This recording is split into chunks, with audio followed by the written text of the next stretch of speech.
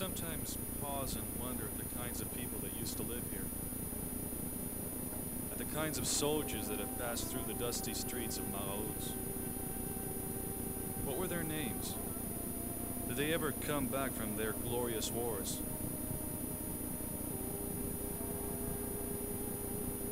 Who will rebuild the churches after the shells have torn holes in them? Who will tell the children that it's safe to come out and play?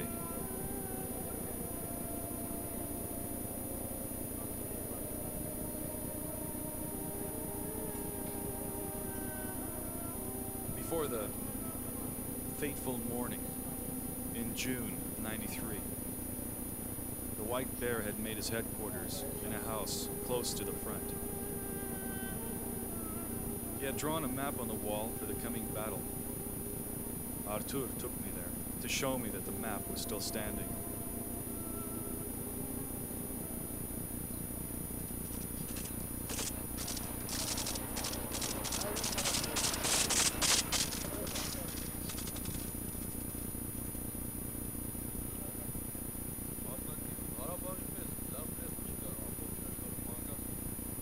There's no place as naturally rich as Karabakh, Artur says.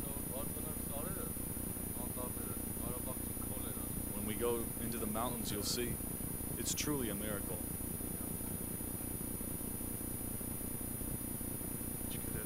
It's easy to see why the Azeris are reluctant to lose their grip on this land. Their desire to drive the Armenians out and settle the land is seen everywhere.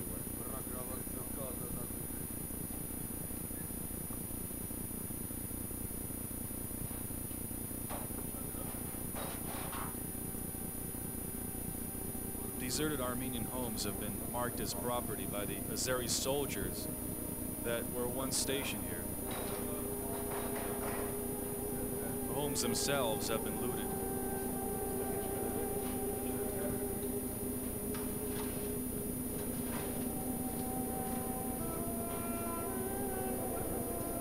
Their previous owners have either died or fled.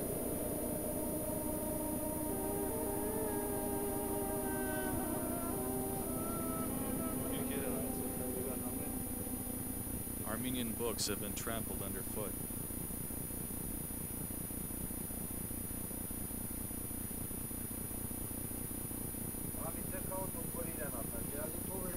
Later on that day, some of the men of the compound gathered for a rare treat.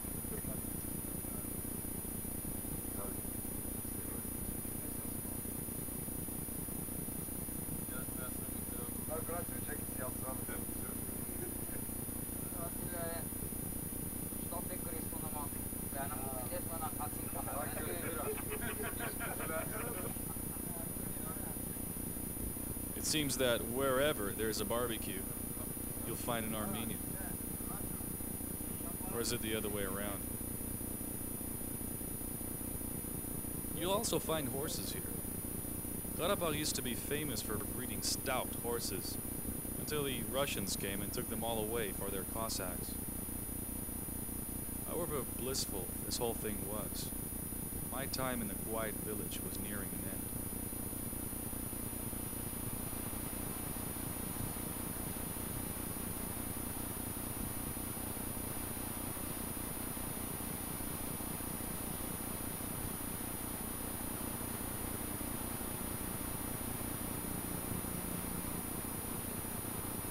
Maraghiz is on the way to the Gulistan front. We stop here to wait for the armored personnel carrier, called an MTLB, which will take us up to Եղնիկները.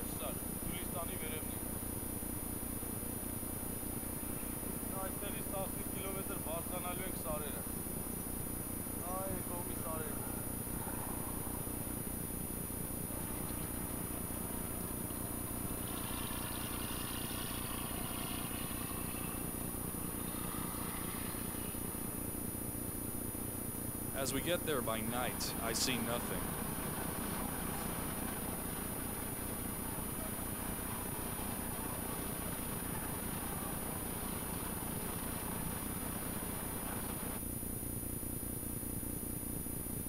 The next day, however, a whole new world opens up before my eyes.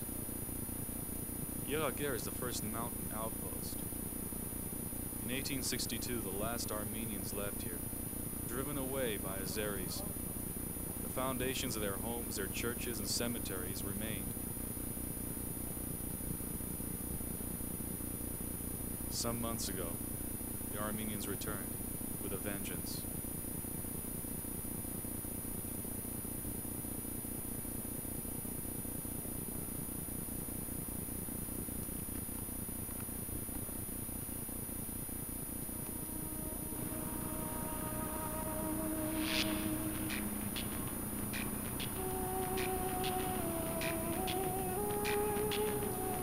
Since we're carrying supplies, we continue on for as much of the way as the MTLB will take us.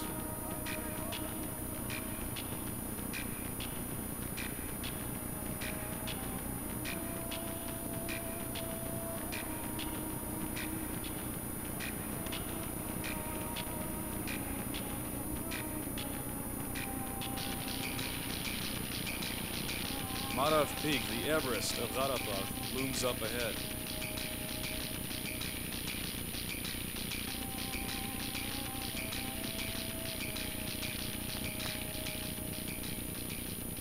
We finally meet up with some of Artur's men out on patrol, and the rest of the journey is made on foot. The path we take winds around the south side of the mountain because the Azeris have lookouts watching from the north for any activity and have been known to bombard the area at the smallest provocation.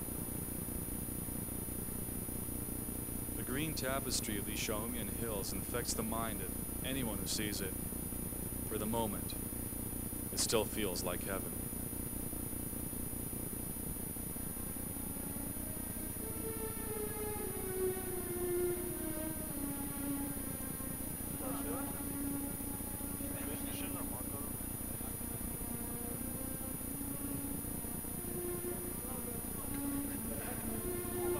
Who's the oldest one, I ask.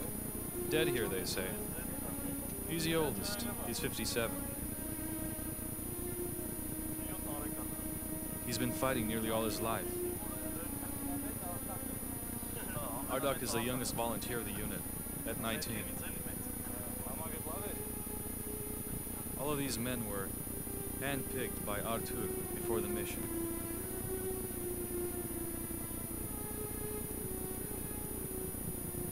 Dikran used to fight in another regiment before he joined this one.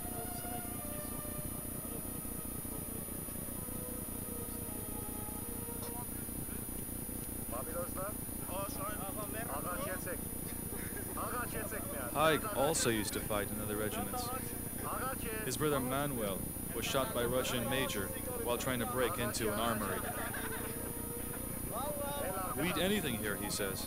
Snakes, frogs, whatever you want. Grass, leaves.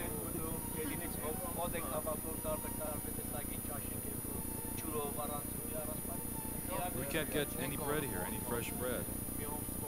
The bread is so hard I can crack my skull with it. At least the water is good. Yeah, the water is good. The air is good too.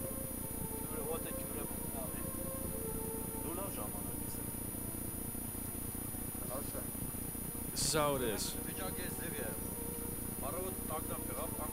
Yesterday there was a battle, and we all went into the forest. It started to rain really heavily. We didn't have any raincoats to keep us from the rain. While we were in the battle, our raincoats ripped. Our guns got wet. This is a very difficult situation. How many of us had gone under that? 3 or 4 of us have gone under the same raincoat. These are Garo's pickles. We bought them a year ago and we're still using them. Every time we eat them, we think about him.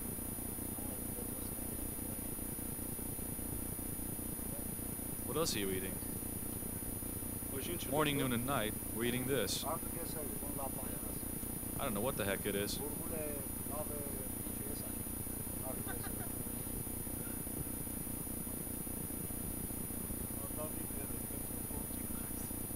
Man, this bread is so hard. If you hit a dead person with it, it would wake him up. Once Amiran found some tree sap to flavor this with. Our teeth were stuck together like this for a couple of days.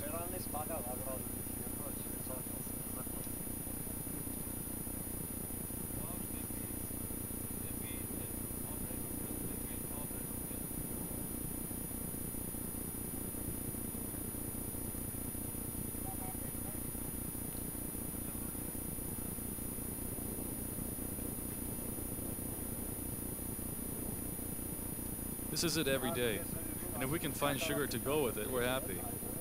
At times we don't even have salt. See those weeds behind you? For a week, we ate nothing but weeds. We boiled them and ate them. Without oil, without salt, we just put them in water, boiled it and ate it. And this bread is a month old. If it stays any longer, it'll be penicillin.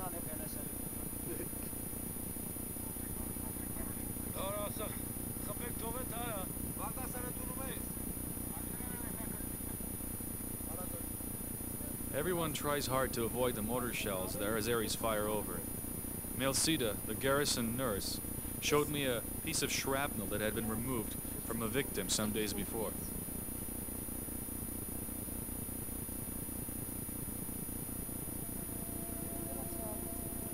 There were 2 casualties that day, caught off guard.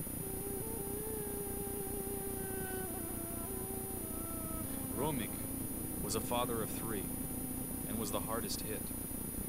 In a few days, he was due to go home. After an hour of struggling with inadequate medicine, he passed away. Sensing he was about to give up, Melsida got mad at him. "You'll be all right," she said. But an hour later, he was gone.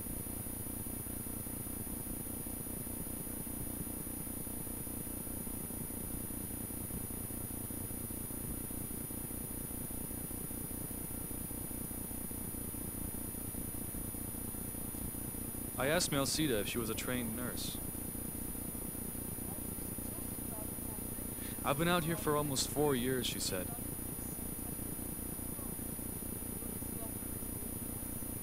And everything I've learned by watching and doing.